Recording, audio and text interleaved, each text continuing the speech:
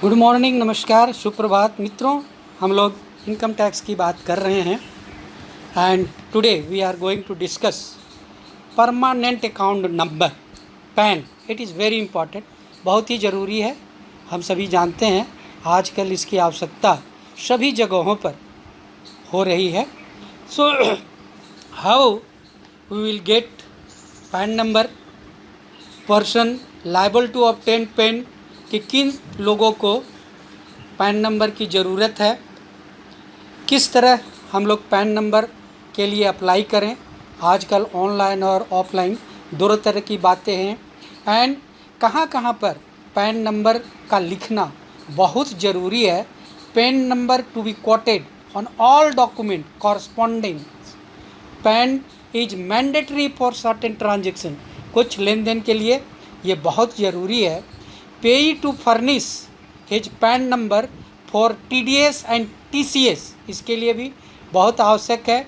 Pan to be quoted in all TDS and TCS statement and returns, ये ज़रूरी है। हम लोग रिटर्न भरते हैं तो उसमें पैन नंबर की ज़रूरत पड़ती है, तो ये बहुत ही आवश्यक है। Declaration in case of minor, declaration to be furnished if not holding PAN number. So अगर माइनर है तो ये भी डिक्लेरेशन देना पड़ेगा। Rules regarding PAN for opening of bank account, तो बैंक अकाउंट खोलने के लिए भी आज हम सभी को मालूम है कि पैन नंबर की ज़रूरत पड़ता है। Penalty for failure to apply for PAN number, penalty भी लगता है। अगर आप पैन नंबर लेने के लिए लायबल हैं, आप योग्य हैं, तो आपको पैन नंबर लेना ज़रूरी है, अन्यथा इनकम टैक्स एक्ट के अंदर आपको फाइन देना पड़ सकता है। Tax deduction and collection account number, इसकी भी ज़रूरत पड़ती है। तो आए हम लोग थोड़ा सा इसकी विस्तार से बात करें। Person liable to obtain PAN, किन लोगों को पैन नंबर लेना बहुत ज़रूरी है, ये जानना आवश्यक है, क्योंकि आज सभी जगह पैन नंबर की ज़रूरत पड़ रही है। Every person whose taxable income exceed the basic exemption limit during an accounting year, it is required to obtain permanent account number once for every by making an application in form number 49A। कहने का मतलब है कि जिनका भी आय एक साल में 2.5 लाख रुपये से अधिक है, आज हम लोग जानते हैं कि मैक्सिमम लिमिट जो छूट की है वो 2.5 लाख की है, और इसके आगे टैक्स हमें सभी को देना पड़ता है। Before 31 May of the assessment year, जो असेसमेंट ईयर होता है हम लोग इसकी चर्चा कर चुके हैं, वो प्रीवियस ईयर के बाद के 12 महीना होता है। जैसे मान लिया कि हमारी प्रीवियस ईयर एक 31 मार्च को ख़त्म होता है, तो 31 मार्च 2020 को ख़त्म होता है, तो हमारा असेसमेंट ईयर 1 अप्रैल 2020 से लेकर के 31 मार्च 2021 तक की होगी। So now we are proceeding to the next part. In case of business, gross receipts of a profession और business of the SSC exceeds is likely to exceed ₹5 lakh during an accounting year.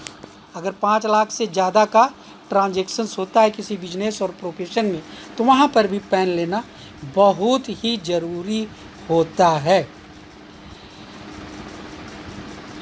In case of a trust in receipts of income from property held for charitable और religious purposes and liable to file return of income under section 139(4)(a), or in case of employer who is required to furnish return of fringe benefit under section 115(w)(d), the application for allotment of PAN should be made before the end of the accounting year.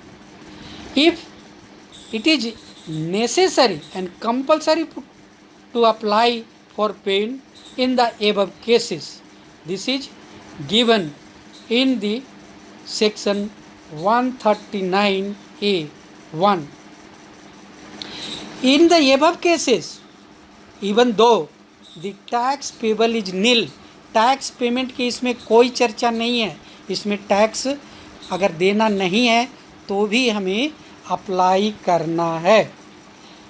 Now we are proceeding the next part. Following person are compulsory required to obtain PAN number. इसमें पहला है exporter and importer who are required to obtain an importer exporter code. And next one is SAC under the Central Excise Act. Third number is person issuing sendable invoice under now GST. And next one is the service tax. Now it is covered under GST. So in case of GST application, PAN number is must.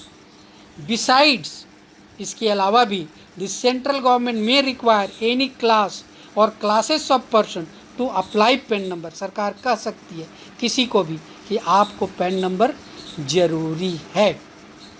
So now we are discussing how we can get PAN number.